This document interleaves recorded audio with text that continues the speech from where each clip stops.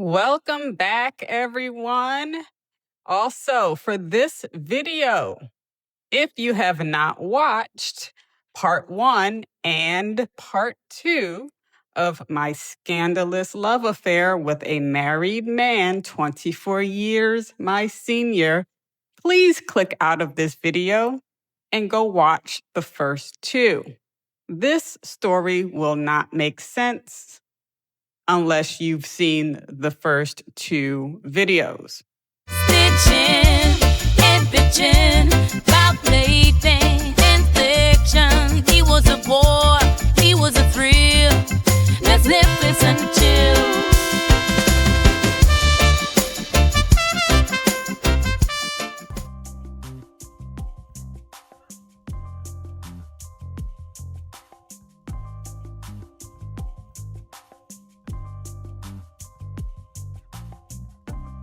Now, we are in a different location today. I am actually on my terrace, and we have a different view. And this is where I like to come every day after waking up, to look out into the ocean, to look at the sunset, to look at the skyline. It's a really beautiful location, and I'm extremely lucky. We are extremely lucky to live here and to have this view. So I'm here knitting this beautiful checkered stitch today. Forgive me if my knitting appears a little bit finicky today. There's a lot of back and forth with the needles and a lot of twist and turning around and exchanging yarn. And so you may see a bit of movement with my hands. So apologies in advance for the shiftiness of this knitting, but I'm going to try my best to do my storytelling and keeping steady hands while creating this beautiful stitch for you. And here we go. Part 3 of this Carlos saga.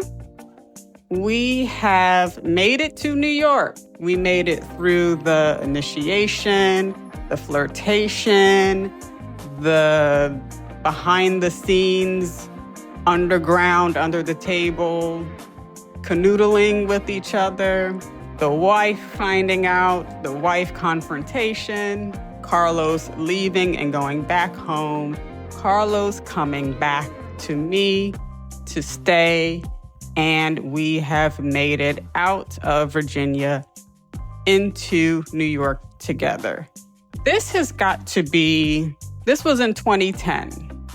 So this has got to be 3 years now by the time we go up to New York. 3.5 years since meeting. I'd say a little bit under 2 years that we've been together. So we've been together for a while, supporting each other. Carlos, again, was not working at the same financial company that we met.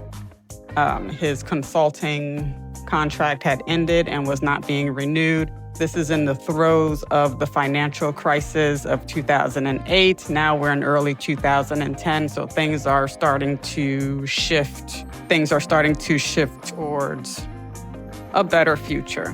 I am going to New York to pursue my passion of becoming a fashion designer. I've been accepted into a prestigious fashion school in New York City, and Carlos decides to move with me to New York. The living arrangements are as so. I'm living with my family members who live in northern New Jersey, and I commute into the city daily to attend school, and that's where I'm staying. And Carlos is living in the Bronx with his immediate family because that's where he grew up, that's where his foundation is. And we would just meet in the city and do things together in the city whenever we can. In terms of family, this is where it gets a little bit tricky.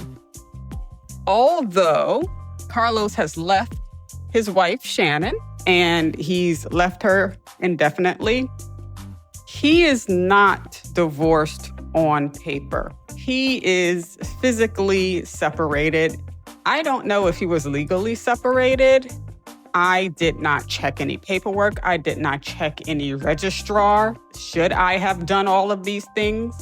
Yes, but I didn't, because we had been together for so long. I just took his word that they're in the process of divorcing, okay? He has met my family that was still living in Virginia, and also my extended family who were living in New Jersey. So he has essentially met all of my family except for my brother, who was serving overseas. He was deployed to Iraq at the time. Outside of my brother, met parents, grandparents, aunts, uncles, you name it. And the presentation was that we are a couple, boyfriend and girlfriend. He's just a little bit older, but my family just took it for what it is. On the flip side, obviously, since the confrontation with Shannon, since Shannon is very well aware that I've been in the picture for a couple of years now, and now since he has left Shannon to be with me, you can damn well imagine that it was not the reverse welcoming red carpet from his end. I've actually never met any of his family. And you know what? At the time, when we first moved up north, I was fine with it because I knew that it would be awkward. It would be a funny situation. I knew that his children would not accept me. Why would they? We're the same age. We're literally the same age, his twin boys. I knew his parents, his immediate family in the Bronx would not accept me because they are well aware now of the situation. Carlos has told them one story. Shannon has told them another story. And that's both of their rights to tell their families, and their families have the right to feel how they felt about it. I don't blame the families at all for not wanting to embrace this jacked up relationship and how it started and wanting to embrace me. It is what it is. So I accepted that, and we just continued with our relationship, with our families being separate. I'm studying fashion, my passion. I'm giving my all into it. And Carlos finds a job working at an auto company, doing administrative work, while he continues to look for his normal position as a financial consultant for a large financial firm. So he is working, living at home, and this continues for half a year in this setup. I was having some complicated situationships with my family.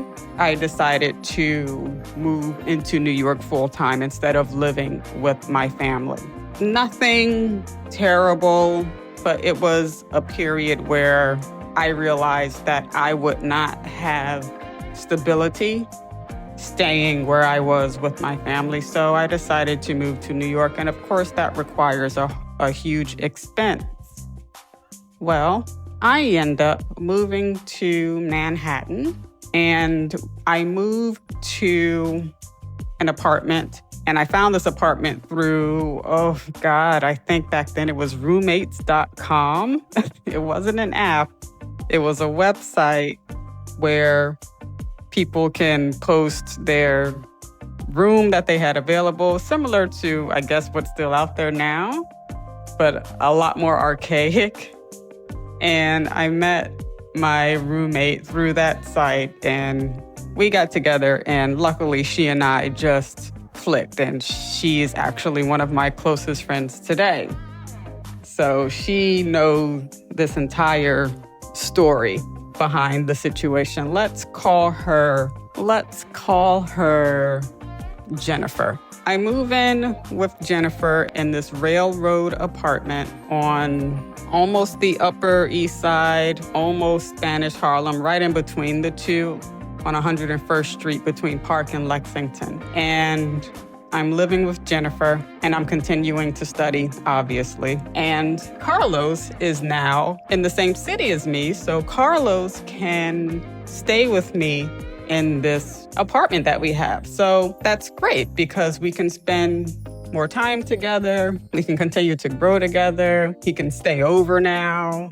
I wasn't staying over his family's apartment still. I wasn't meeting his family. I did meet a friend of his. And remember, I am around 24, getting close to 25 around this time. And I met Carlos's close childhood friend. And these two people are both now in their late 40s, approaching 50. So it was really an awkward situation because I met this female friend of his at a restaurant. And I'm pretty sure everyone thought that the two of them were the couple. And I was, I don't know, their child or their student, or I don't know. But I'm pretty sure it was an awkward situation to be in, especially learning that he and I are the couple and she's the friend. The meeting with the friend went well. We got along. They told stories. They laughed. They had their banter, blah, blah, blah. So it was really good. I never saw that friend again. It was a one and done situation. And for the record, that is the only person in his life whom I've ever met. No family, no children, no one other than Shannon. And we all know how that went. And that's it. And he continued to come to me on a daily or weekly basis. I think he would stay over a few times a week at this point, and he would stay at home the other half of the week.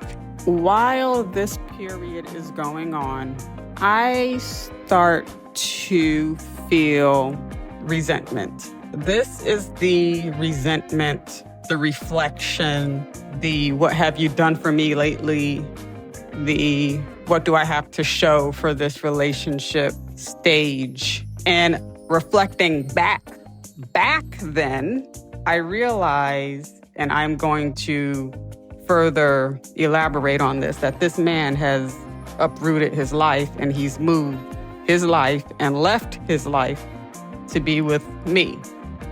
At the end of the day, that's what he did. And there is definitely something to say about that. But in the moment, in my boneheaded 25-year-old brain, okay, where are we going? When am I going to meet your family?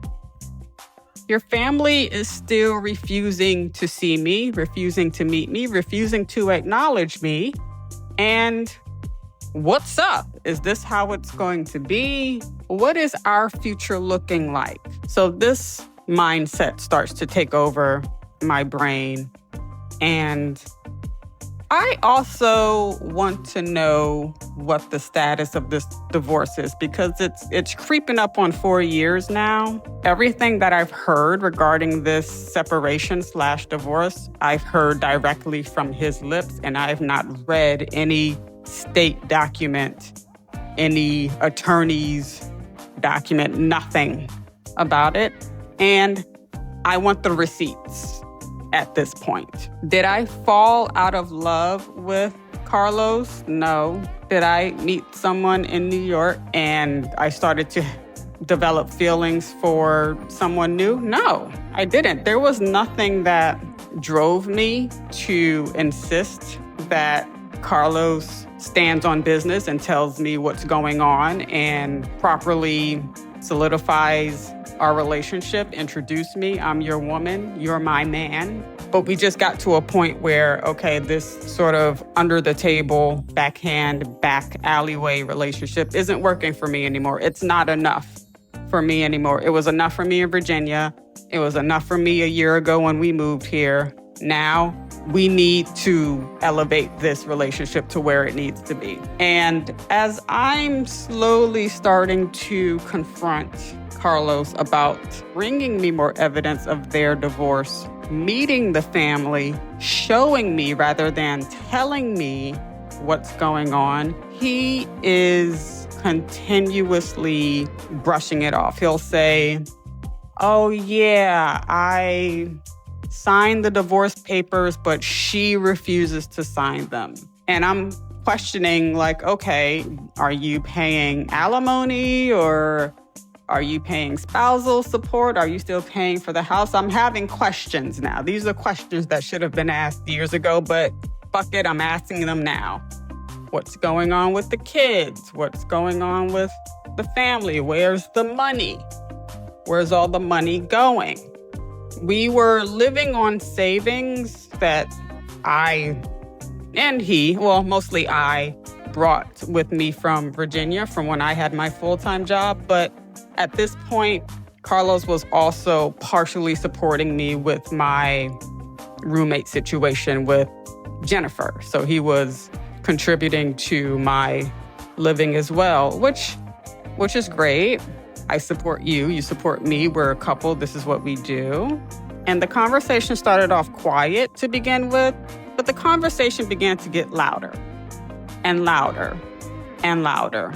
I'm kicking ass at my fashion school, and after my second semester at this school, I earned my associate's degree in fashion design. Yay, yay, yay, yay, whoop-de-doo. I was able to get an associate's in 1 year because I already had a bachelor's in something else.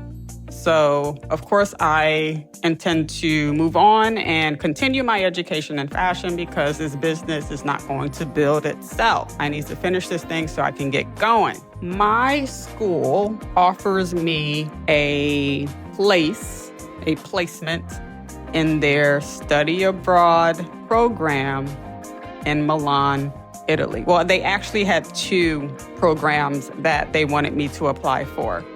They wanted me to apply to their placement at Central St. Martin's, which we all know is the most prestigious fashion school in the world, really, in England, and also to Politecnico di Milano in Milan, Italy, where I can choose a specialization and I can continue my studies there. And, you know, I'm like, fuck yeah, in my head. I'm a worldly person. I love to travel. I've always wanted to go out into the world, and this was a great opportunity to do it. And this is what I put my head space into at this point in my life. When Carlos catches wind of my intentions of studying abroad, this is where the relationship begins to shift. Again, because I was not going to study abroad for 1 year, possibly 2 years, another 2 years with him.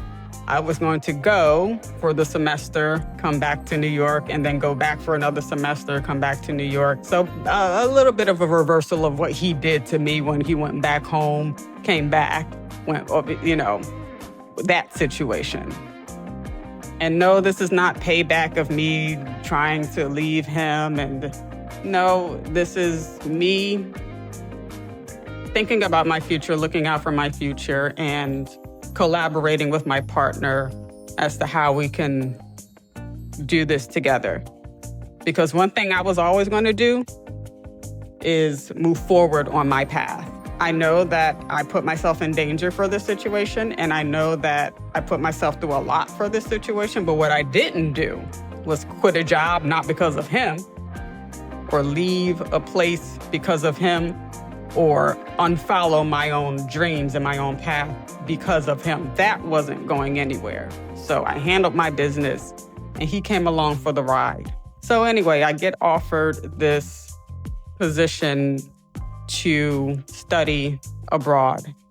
And this is where the irritability came out on Carlos's side. This is where the anger came out. This is where the argument started to become more intense. And this is where the argument started to increase, because he was already in fear of losing me. And he knew that if he let me go overseas, especially with this, quote, divorce, unquote, being questioned, he knew that he had a really, really high risk of losing me overseas to some Italian asshole. Spoiler alert. So we started not getting along as much as we used to. with all of this going on, I'm still holding my hand out. Show me the receipts, show me the paper, show me the documents, show me the signatures, show me the attorney, show me the emails, show me show me the money. Like where are we? Where's this divorce? Where's the stamps? Where's the notary? Where's the authentication? Where is it? Carlos's position in the divorce proceedings was that the papers were in the process. It takes a lot of money. It takes time. Everything is a long process because we've been together for so long. We have assets. We have a house.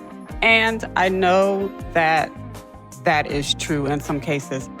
If you've been through a divorce or if you've been through the process of splitting assets or dividing a house or things like that, let me know in the comments exactly how long roughly that process takes, because I did understand that this wasn't a 2-year marriage with no assets and no nothing, and it was just a clean-cut divorce. I did understand that there was a house and there was, money, and there were children, adult children, but still children. So I did appreciate that the process could take some time. But 4 years, 3 years, I don't know. I started to suspect that he was just stringing me along and delaying the process. And the problem was that I didn't know at all where he was in the divorce proceedings. I was ready to pretty much move on with my life with him, if he can come up with the receipts, or without him. I was getting fed up. It was one night where money got involved. When I mean money got involved, I mean there was an argument about money. I don't recall what the argument was, but it has something to do with an amount of money was supposed to be secured for one reason, and that amount of money was not secured. And I questioned Carlos, why isn't this money being used for whatever you said it was being used for? The response to that question was, because I'm still paying my wife money every month. It came to light that Carlos was still giving money to Shannon via alimony, via his own money, splitting the money between he and I and Shannon. I'm not sure what it was because, again, I hadn't seen any paperwork about it, but he basically lied because he told me that he was not sending money to his ex-wife and that we were building this life together. Would it have been reasonable for him to pay alimony, or I don't know, to give her money or support her? Yeah. Would I have been flexible around it? I don't know. Maybe not.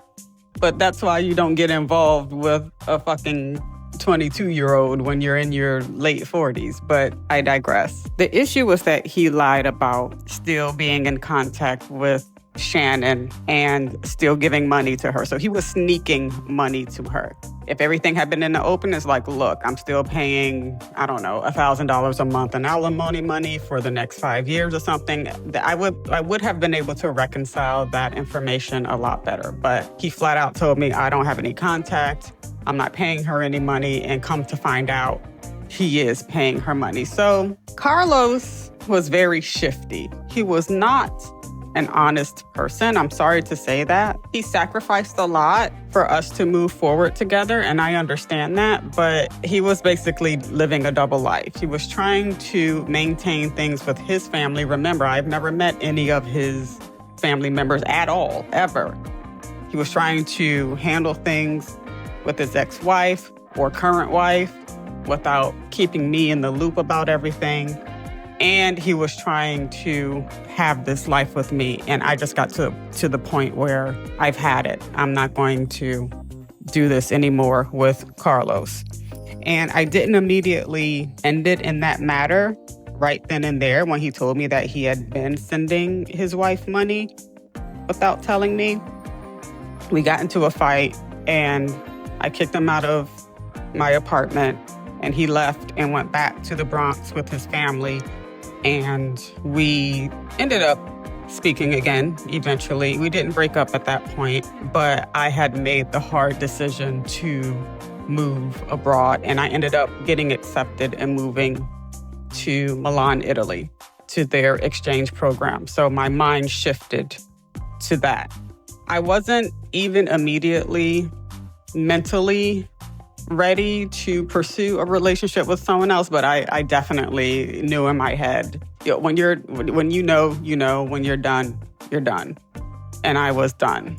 What ends up happening is we remain together physically, but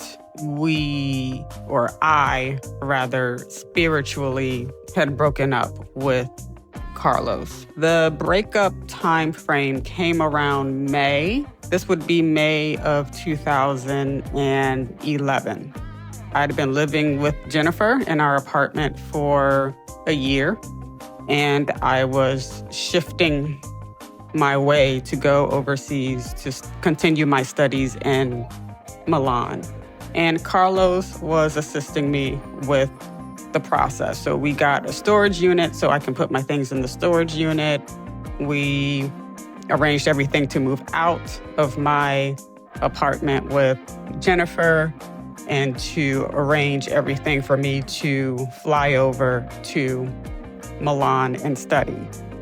In his mind, I was to go there for a year and then come back and we would continue our journey together. In my mind, sure, that's what we're going to do. Carlos did invite me to meet his family finally, but after we got into the last blow up about him sending Shannon money behind my back. And by that time, he was using any last-ditch effort to keep me around. So he allegedly organized some type of dinner or picnic or something with his family. And he told me that he told them that you better respect her, you better not say anything mean to her, you better not treat her in any foul way, that you are going to be nice to her and blah, blah, blah. But by the time he invited me to meet his family, it was way too late. I wasn't even interested. You made no effort over all of these years to reconcile the situation, to ease me into this family dynamic. And now that I have one foot out of the door, you want to quickly try to arrange something with them. And no, that's not how it works, sir. But I should have better ended it firmly with him as soon as the alimony confession came out, instead of partially dancing around it, light balling it, soft balling it the way I did. But this is a mishandling that was done on my part in my youth. So I'm going to round up my life lesson about this at the end, but this is one of them. If you're done, just end it. Don't let someone else think that there's hope for the future. And I could have done better in that area of not letting him think that there was any hope in the future, because I was mentally done.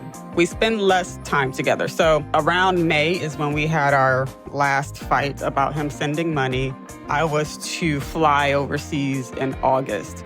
And between May and August, we spend less time with each other. We haven't officially broken up, but I distanced myself from Carlos and I started hanging out with some other people. Were there any crazy situations that happened in between May and August, between our soft breakup and me flying overseas to Italy? Fuck yeah, and I'm going to talk about that in a future video, so stay tuned.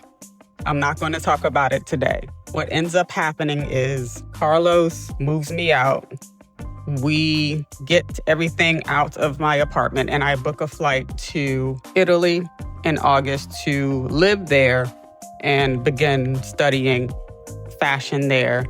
And Carlos is back in New York. And that's pretty much how it ended. We did eventually officially break up around that time. I can't tell you when, but there was an understanding that we were no longer together.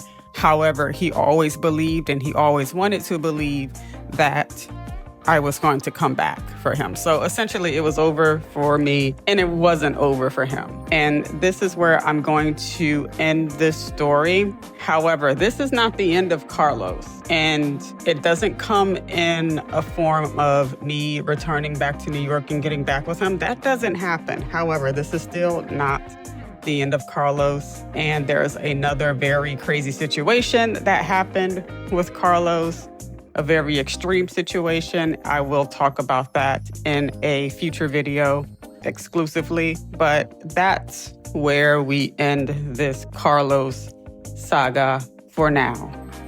I have some life lessons to my 22 through 26-year-old self, and they are as follows. The first would be always to be true to yourself. And I know that that is a cliche statement to make, but don't sell yourself or don't reduce yourself for other people. Never. And I lowered myself in many ways for this man that I fell in love with. And I would advise myself not to lower your values, lower your standards, and reduce any part of your person, whatever that may be for someone else. So that's lesson number one. So always be true to yourself and follow through with what you want to do in life. I'll give myself props that regardless of this insane situation that I did follow through with my career goals and my personal goals that I had with myself. That was never compromised. But that brings me to the next life lesson to my younger self, and that would be do not get involved with a married man. That goes without saying. Do not get involved with a man who says he's in the process of getting divorced. That's not good enough. It's not. If the person you want to get involved with is married but unhappy, married but separated, going through a divorce, almost divorced, don't do it. It's not worth it. And especially don't do it if they have children or if they've been married for a long time. It's not worth it. It's dangerous. You are lowering yourself to be involved with someone who is unavailable. And that is, that's compromising your integrity.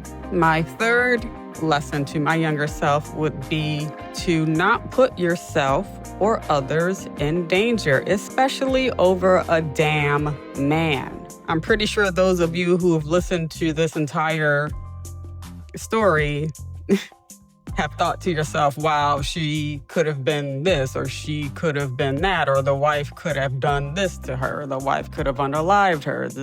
And you are absolutely right. I put myself in danger over this situation. Shannon could have done some very dangerous things to me. I didn't know the caliber of crazy that she was, and I should not have put myself in a situation where I could have found out how crazy she was. You know, she could have unalived me. She could have unalived Angie. There could have been a very tragic situation that happened. Carlos could have been put in danger over the situation. So that was definitely wrong.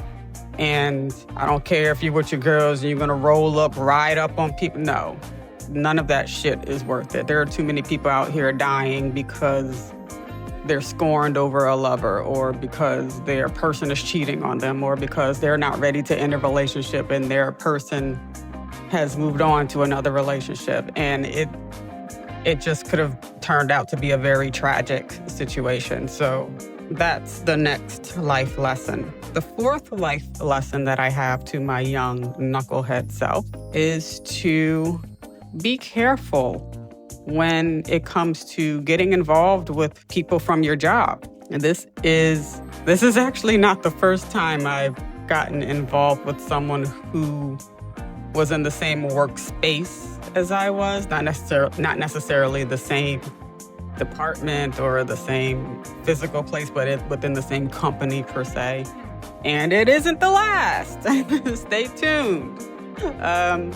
But when you are involving yourself with people who you work with, you definitely have to be cautious, especially if it's a scandalous situation like mine, where you're involved with an older man who's married and, all of that comes with it. Just don't do it, because when it goes south, everyone will know about it and your colleagues will not look at you the same. In my personal experience with this case, my job wasn't compromised, or my coworkers or my direct supervisors weren't.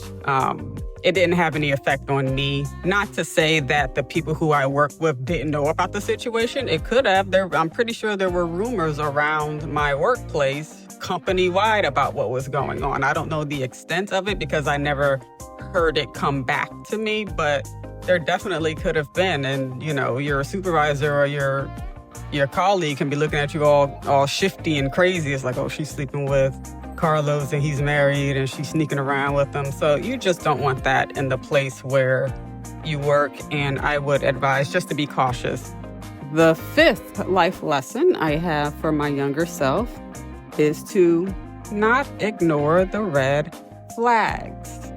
All of the red flags that happened throughout the situation not only were they not ignored, I took them on directly. Him being married, wife living away and not physically being there, going through a divorce, going through a separation, being older. All of the red flags were embraced by me. Don't do that. Don't ignore the red flags. The next life lesson I have for my younger self would be not to string people along. One, don't allow yourself to be strung along. And two, don't string people along. And Carlos and I were both guilty of this. Obviously, Carlos strung me along all of those years while he was trying to figure out whether or not he wanted to continue things with Shannon, but he wanted to keep me instead. He strung me along, but I also allowed myself to be strung along, where I should have cut off the relationship long ago. But I invested my time, my mental energy, my mind, my body, my space into this maybe it might happen situation, and I would advise no one to do that. If they are not going hard for you and investing their energy into you, you don't put up with it. Don't invest all of yourself into a maybe. And at the same time, if you are done with someone, or if you know that you don't want to make the relationship work, just tell the person and don't string them along. Like I did towards the end of the relationship when I was mentally done, but I knew that he wanted to save the relationship, and I just allowed it to happen that way, where I knew that I didn't want to save it at all. And it had become pretty much a relationship out of convenience. So on both sides, don't allow anyone to do it to you, and you don't string people along if you know that the situation is not going to work out, especially if you know that the other person has hope that it's going to work out. The last life lesson I have for my younger self would be to avoid age gaps. I know there are age gaps that have been successful, and kudos to those people, especially with generational age gaps, who've made it work. When I say generational age gaps, I mean decades age gaps, like 20 plus years, where the person is old enough or young enough to be your child or parent. But it's not a good idea. You are not in the same place in your lives, and the optics often looked at. Not that you should give a shit what other people think, but sometimes it looks weird. I went through a lot of years of, oh, that's your husband? Like, oh, I thought she was your daughter. Or, oh, who is he to you? Or who is she? So you shouldn't really care about that, but you have to factor that into the situation if you're going to be involved with someone a lot older and a lot younger. And you're At different points in your life, the older person is ready to settle down. They've lived their life. They've probably had their children. And the younger person, more than likely, is still figuring themselves out. They're still figuring their careers out. They're still deciding what to do with their lives. They may want children, and perhaps the older person doesn't want any more children. In our case, Carlos and I actually discussed having more children. He would have been in his 50s. But we were both on board with having children. So that's in my case. But I don't know if the younger person is a man and the older person is a woman, that may not be the case. So just think about it before you involve yourself with someone who is generationally older or younger than you, and consider the long-term effects of that. Have I been involved with a person who is much younger than me? Well, if you stay tuned, I guess you'll find out. But obviously in this stage of my life, I was the younger person. So that's my last life lesson. And I wouldn't be able to give these life lessons unless I actually went through these situations. And I don't regret anything that I've done in my life. I don't regret any decisions that I've done in my life. If I could go back, obviously, I would change some of my decisions, especially not only for myself, but especially for other people who were hurt in the situation, particularly Shannon. And I would have left Carlos alone and just cut off the situation. But you live and you learn, and hopefully you make it to the other side and you can advise someone who might be involved in a similar situation on how it has affected your life. And with that, we are finished with this checkered stitch. What do you think? Do you like it? I really like how this came out. I like the black and the red, but obviously you can do this stitch with any combination of colors, and you can do many colors. You can do 2 colors, 3 colors, or colors. The key here is exchanging the yarns on the back side so that you're creating or feeding in the new yarn. And this is called a ladder back intarsia stitch. Tell me what you think. Do you want a tutorial on this stitch? What would you make, or what would you design with this type of fabric? What should I make with it? Let me know in the comment. And guys, take care of yourself. Don't hurt people. Don't hurt yourself. Use your head, and don't be stubborn and obnoxious like I was in my 20s. And yeah, thank you for watching. I will have the next video very soon. Ciao.